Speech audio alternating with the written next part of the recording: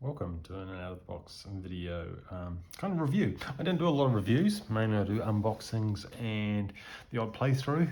But today I'm going to have a little more in-depth look at Deck 52 Space Wrecked. I put out a playthrough not so long ago, a couple of days ago, and because of the layout, it was all kind of zoomed out and it was kind of hard to see the detail. And I think it just didn't give justice to the kind of the cards and the really attractive images. So I thought, well, why don't I come back and have a look and show you what you actually get when you build it as a print and play. So I built it as a print and play. So all of these cards have been single-sided printed.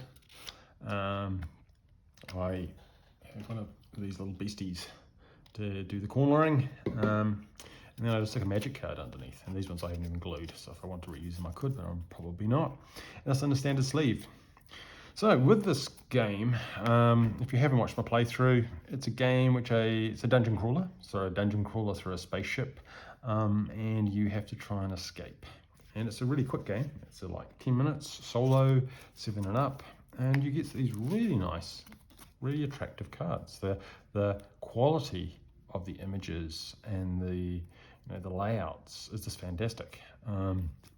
Every card is individually numbered, and so if you're going through the rules, it'll tell you, take out card X, or you need to shuffle cards 4 to 5 or 5 to 12. Makes it really easy. When you play, you have 3 different characters that you can play with, and I'll put them aside. And when you play, there's a random objective, and so there you start with 7 different objectives that you might need to try and beat in a particular game. So with this game, you get a whole lot of cards which are your dungeon.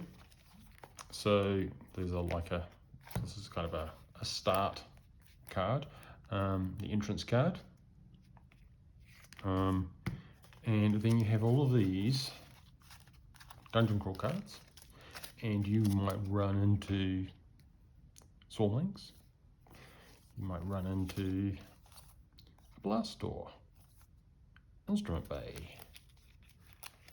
a wrecked module, security turret, a vacuum area. And when you get these cards, they have either you have to resolve the cards and you flip them over, and each one of them will either have a choice that you have to pay, and so it may require you to have a particular piece of equipment, or if not, then you lose some health and maybe some other penalty. It may be that you draw one of the action cards, which I'll talk about in a minute, and that gives you a range of values and you can check them off. So in this case, if you get a 1, you're -1 health, 2 to 5, you shuffle it back into the deck, and 6 and above, you resolve it. So it's fairly hard to get. Void Beast is very nasty. Blast doors. But you can see that the artwork it's kind of cartoony, but they're good colours. It's all really consistent. Like I say, really high quality production values on this for print to play game. Fantastic. So that's your ship, and I'll talk about the ship, how that gets laid out in a second. You've also got your action deck. So this is a set of cards that determines if you face a challenge, for example, swarmlings, what value you get. So you basically are shuffling these multiple times and then drawing a card. And I got a 1, so that would be very bad. Then you have to do something else, and it says draw an action card, and you draw an action card. And during the game, you can add new action cards sometimes. So sometimes if you play with, say, the Marine starts off with a pulse rifle, and that then has a 6 that goes into your action deck. So then you've got a range from 1 to 6, which is good. And sometimes you can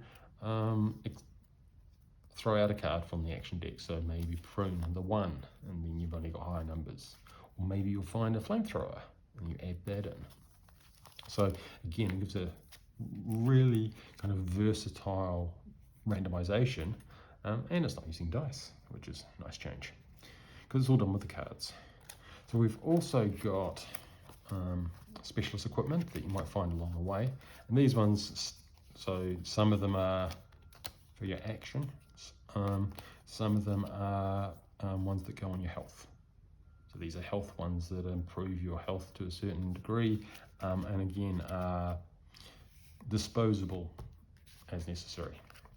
You have your health is basically got 4 cards as your health countdown, which is again a really nice way of doing it, and it's kind of very tactile. So as you're playing it, you're flipping over, removing your health as you take more damage or regaining health for things like health packs.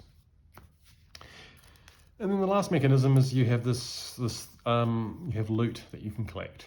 And so sometimes when you're going through locations, it'll say draw a loot card.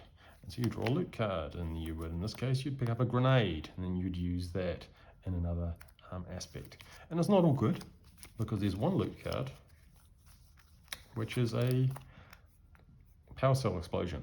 -2 health, shuffle it back into the loot deck.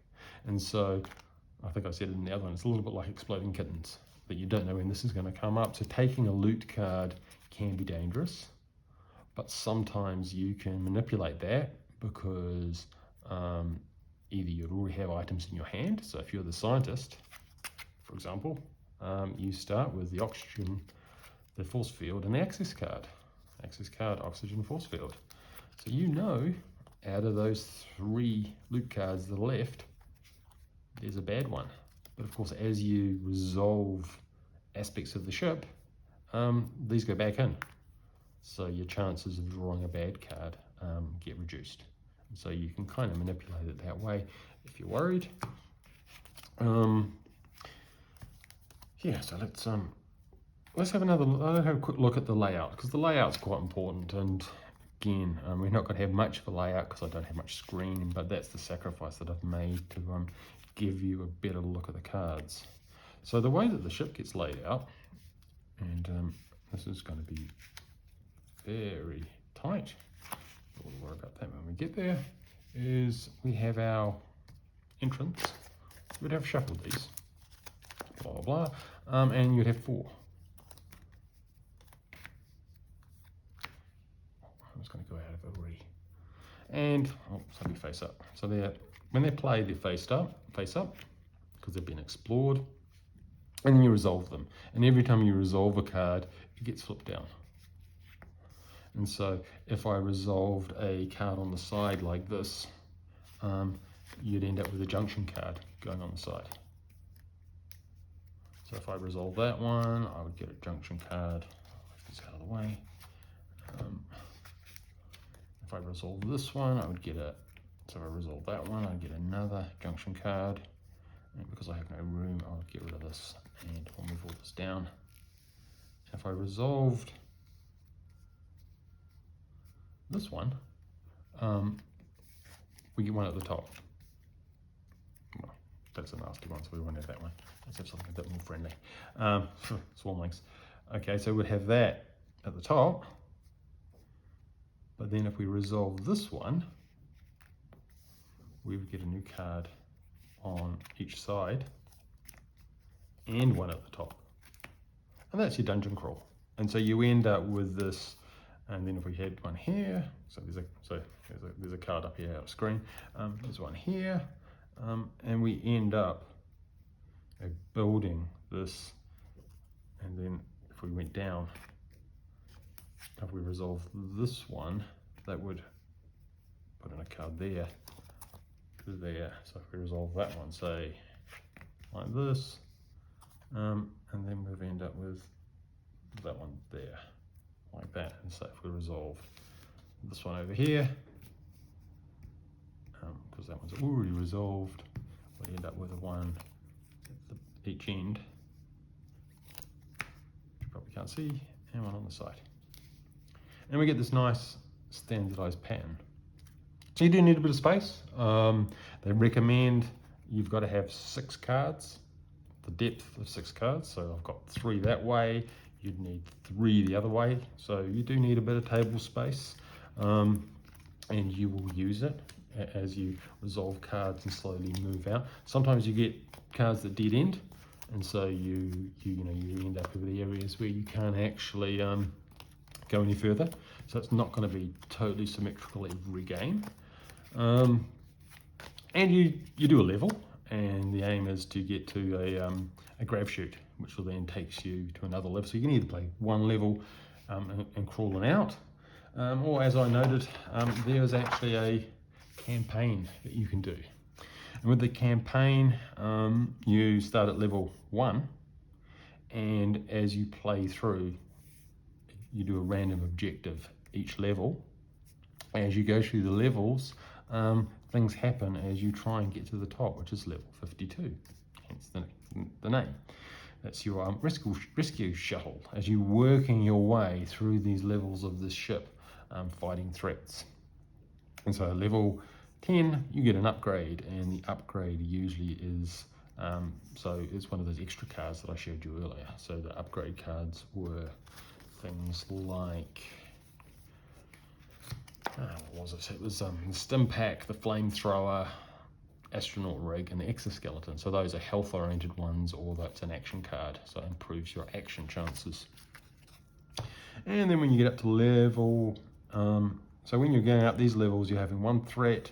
When you hit these higher levels, you start adding threats, and so by the time you get to, so there's a list of threats, which is also in a handy little card that's provided. You want to have a, so again, really clever design. We've got bits and components that we need. So the first 10 levels, you're going to do your objective. Then from levels 10 up to 25, you add in a threat. And so that might be something like remove all the med bays from the map deck, or maybe -1 health for explorer and guard bots. You just pick one of those randomly. Then from level 25 to 40, you're randomizing 2 threats, and then by the time you get to the top of the ship, you're doing 3 threats. So you've got that increment of difficulty and challenge, but of course you're also getting upgrades every 10 levels, and so you'll be adding in and making either your action deck or your health opportunities significantly better. So again, it's got that kind of growing feel to it. I really like it. I like that it's quick and easy to play if you just want to play one level. I like the very attractive art and the consistency. My only worry, I guess, if I was going to be super critical, is the variety of these cards. There's only so many. You hit blast doors, you hit the void beasts, security turrets, wrecked modules. If you did 52 levels, you'd be getting similar card patterns, but because the layout is randomized, your loot that you're collecting is randomized, your ability to do challenges with your action deck is randomized. It's mixing it up. I don't think it's going to get boring. So it's a solid dungeon crawler. It's all in a deck of cards. It's available to print and play, download. I really enjoyed it, and I recommend it. Deck 52, Space Wrecked.